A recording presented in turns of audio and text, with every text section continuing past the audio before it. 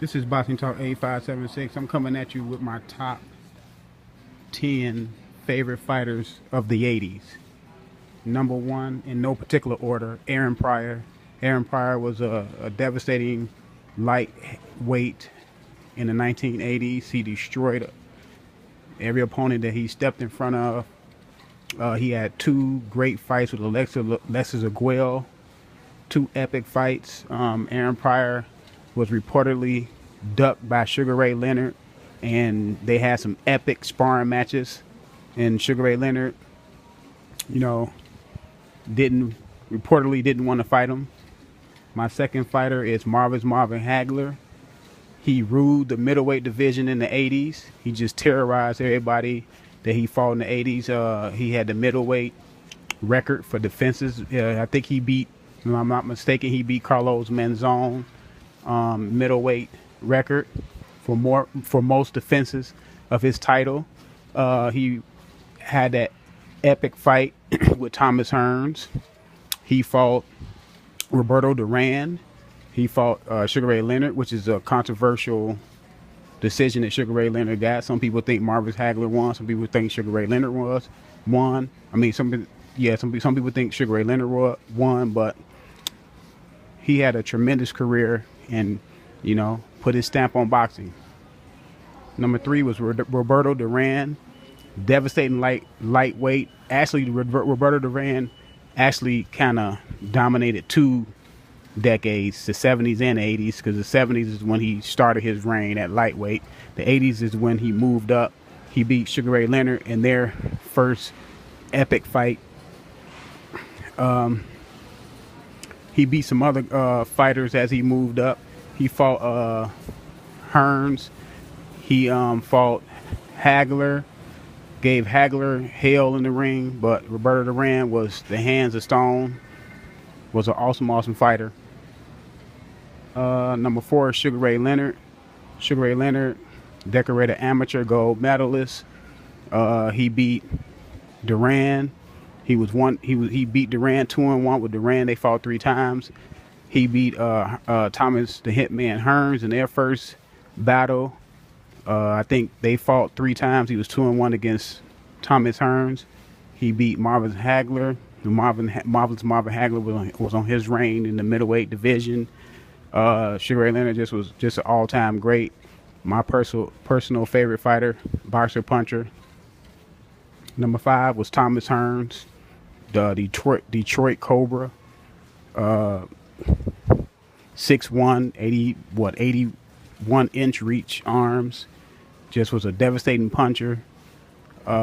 He moved up later in his career to win other titles at light heavyweight, if I'm not mistaken. I think he won a super middleweight title. Thomas Hearns was a devastating knockout puncher and a pretty good boxer himself.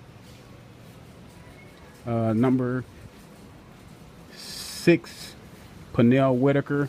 Pernell Whitaker, a great lightweight. He was a gold medalist himself. He had many victories. He fought Chavez to a draw, which he won that fight. He fought Oscar De La Hoya, which is a controversial win for Oscar De La Hoya. He fought Trinidad. Pernell Whitaker pretty much fought, everyone. He didn't, in my opinion, duck anybody. He fought Buddy McGirt. They had 2 good fights. He fought Azuma Nelson. Pernell Whitaker, best defense in my book of all times. Azuma Nelson. Azuma Nelson was an awesome fighter, underrated fighter.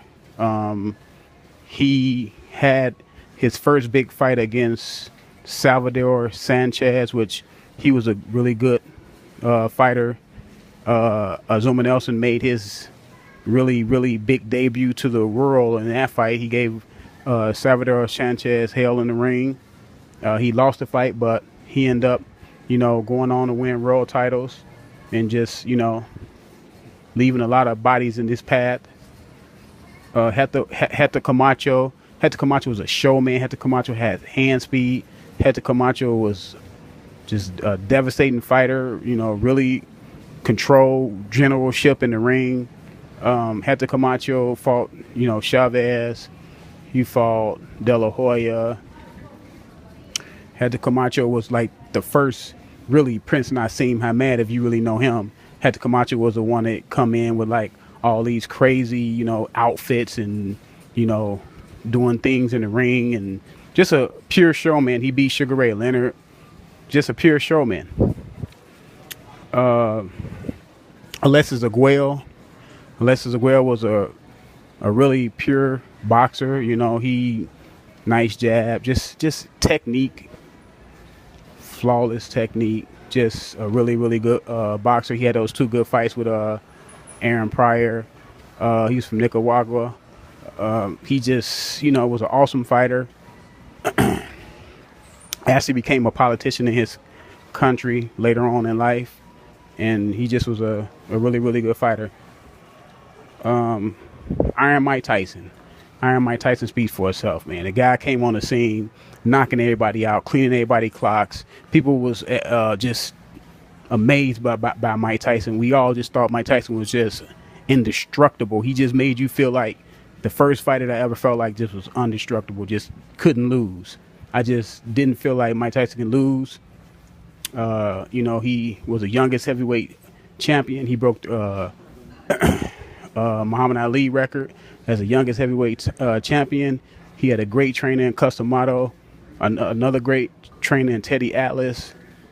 Mike Tyson was devastating in the 80s. Devastating in the 80s.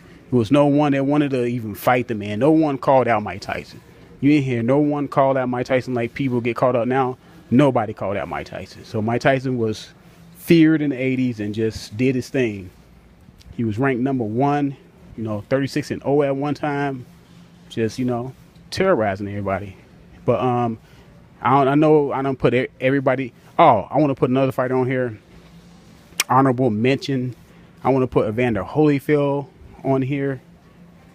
Tim Witherspoon on here. They were really good, fighters. Another one is Mike McCullen was a really, really good fighter too. But with some other good fighters, I mean, just let me know what you think. Just if you got a list, put your list in the comment section or make a video about your list. This goes out to the YTBC. This is Boxing Talk 8576. I'm out.